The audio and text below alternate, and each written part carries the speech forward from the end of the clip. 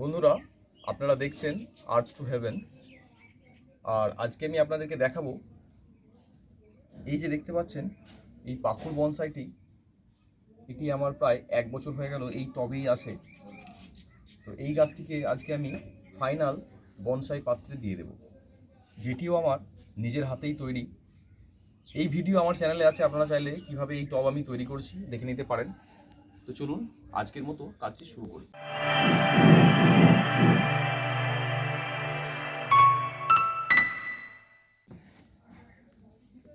বন্ধুরা, আমাদের প্রথম কাজ হলো এই গাছটিকে টব থেকে বার করা। প্রথমে কী করতে হবে, এইরকম একটি সুচালো রড নিয়ে সাইডগুলো একটু খুঁচিয়ে নিতে হবে।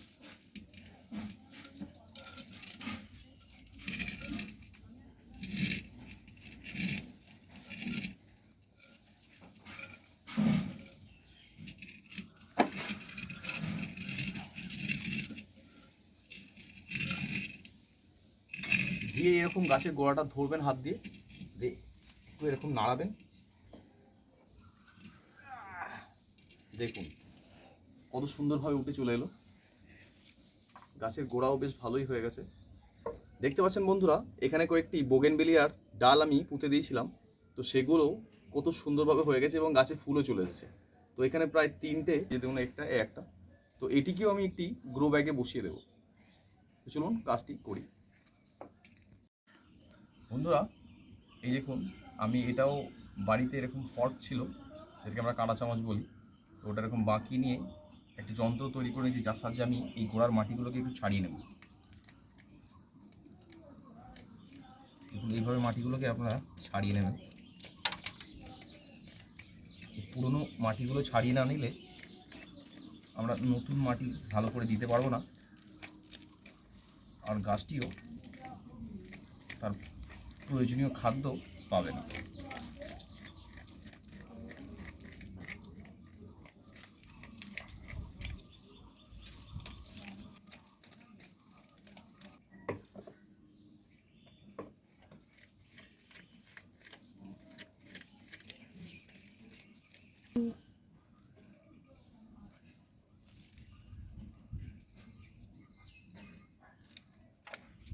খুব সুন্দর গোড়া হয়েছে দেখুন।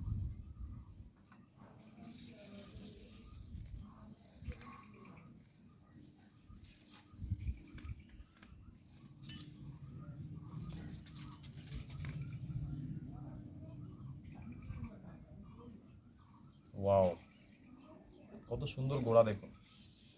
এই গাছগুলোকে একটি গ্রো ব্যাগে বসিয়ে দিলেই খুব সুন্দরভাবে ধরে যাবে। বন্ধুরা, প্রথমে ভেবেছিলাম 2টো, কিন্তু দেখুন 3টে ডালই হয়ে গিয়েছিল। তো এখান থেকে আমি 3টে গোলাপি বোগেনভেলিয়া গাছ পেয়ে গেলাম কত সুন্দরভাবে। আপনারাও চেষ্টা করবেন, যখনই কোনো গাছের ডাল আপনারা কাটবেন, বিশেষ করে এই বোগেনভেলিয়া বলুন, পাকুড় গাছ বলুন, বা আপনার জেডে গাছ বলুন, তখনই সেই ডালগুলোকে না ফেলে দিয়ে নর্মালি কোনো ভিজে মাটিতে পুঁতে দেবেন।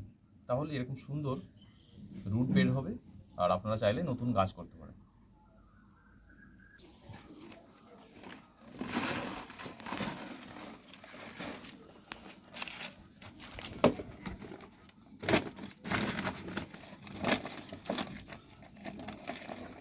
বন্ধুরা, এই বোগেনভেলিয়া গাছগুলোকে আমি এখন এই গ্রো ব্যাগে বসিয়ে দেবো।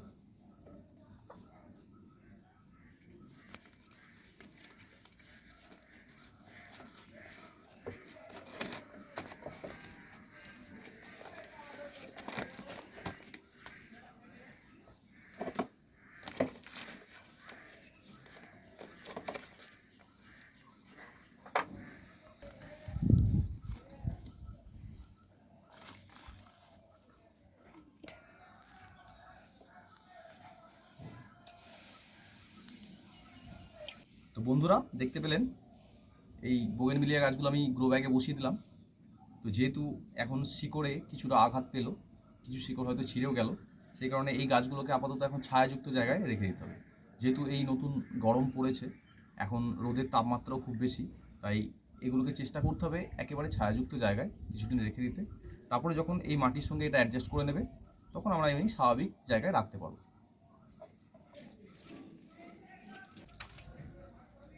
সমস্ত গোড়ার মাটিগুলো ঠিক এইভাবে ছাড়িয়ে নিতে হবে। এতে করে আপনার গাছের কোনো রকম ক্ষতি হবে না। আমি অনেক গোড়া কেটেও দেবো, কারণ আমার এত গোড়া রাখার প্রয়োজন নাই। তাতে করে নতুন যখন গোড়া হবে তখন গাছটি আবারও প্রাণশক্তি ফিরে পাবে। বন্ধুরা, আমি দেখতে পাচ্ছেন গোড়াগুলোকে কেটে নিয়েছি। এবার এরকম একটা পাত্রে জল নিয়ে তাতে কিছু সাপ ফাঙ্গিসাইড গুলবো, কারণ গোড়াগুলোকে কাটা হলো তো, সেই কারণে ফাঙ্গাস লেগে যাওয়ার একটা ভয় থাকবে। সেই জন্য এই ফাঙ্গিসাইড গোলা জলে কিছুক্ষণ এটাকে ভিজিয়ে রেখে দেবো।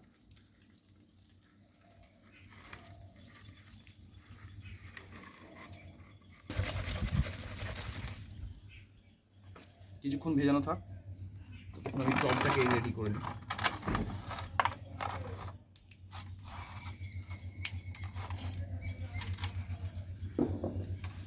আমি ড্রেনেজ হোলগুলোকে একটু বড় করে নেব। বন্ধুরা দেখতে পাচ্ছেন আমি 3টে ড্রেনেজ হোল তৈরি করে নিয়েছি। তো এগুলোর মুখে আমি এরকম খোলাম কুচি দিয়ে দেবো। বন্ধুরা, এবার গাছটিকে আমি এই ফাইনাল বনসাই পাত্রে দিয়ে দেবো। এখন নর্মাল মাটি ইউজ করব, এই পরবর্তীতে যখন মাটি চেঞ্জ করব তখন বনসাই সয়েল দেব। প্রথমে কিছুটা মাটি আমি দিয়ে দেব।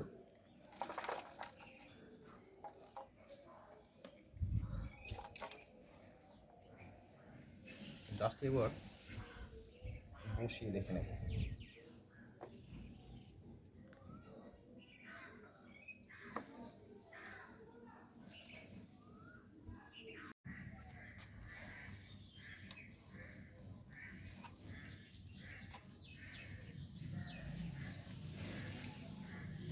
চেপে চেপে একটু মাটিগুলোকে বসিয়ে দেবেন।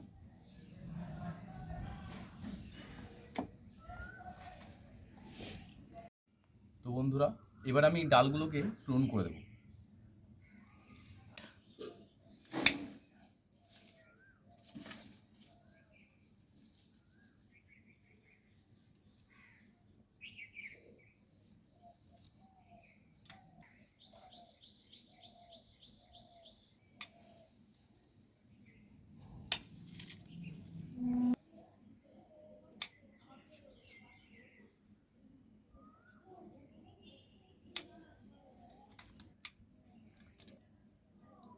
তো বন্ধুরা দেখতে পেলেন বনসাইয়ের যেটা প্রথম কাজ, প্রাইমারি ডাল নির্বাচন করা। তো আমি 3টে প্রাইমারি ডাল আপাতত নির্বাচন করলাম। এর পরবর্তীতে যখন নতুন ডাল মানে সেকেন্ডারি ডাল বের হবে তখন সেগুলোকে আমি আবারও সিলেক্ট করব এবং গাছটির কীরকম আমি লুক দিতে পারলাম সেটি আপনাদের সঙ্গে শেয়ার করব।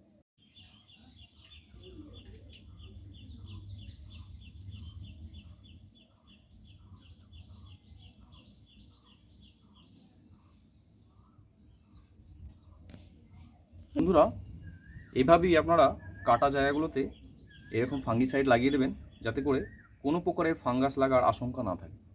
বন্ধুরা, আমরা বনসাই প্রুন করতে গিয়ে যে ডালগুলোকে এরকম বাদ দিই, আপনারা যদি চান যে এই ডালগুলোকে থেকে আবারও গাছ তৈরি করব, তো এগুলো শুধুমাত্র একটি ভিজে মাটিতে, আপনার টবে যে কোনো ভিজে মাটিতে একটু পুঁতে দেবেন। যদি পারেন একটু রুট হরমোন দিয়ে দেবেন কিংবা অ্যালোভেরা জেল, তাহলেই এই ডালগুলো আবারও একটি গাছে পরিণত হবে। সেখান থেকে চাইলে আপনি বড় গাছ করতে পারেন কিংবা আপনি বনসাইও করতে পারেন। ধরুন আজকের মতো এইটুকুই।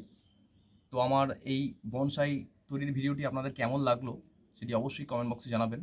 আর আমার চ্যানেলের ভিডিওগুলো অবশ্যই দেখতে থাকবেন। আর যদি আমার চ্যানেলের নতুন দর্শক হন তো অবশ্যই চ্যানেলটিকে সাবস্ক্রাইব করবেন। আশা করছি আপনাদের সবার সাপোর্ট আমি এভাবেই পেতে থাকব।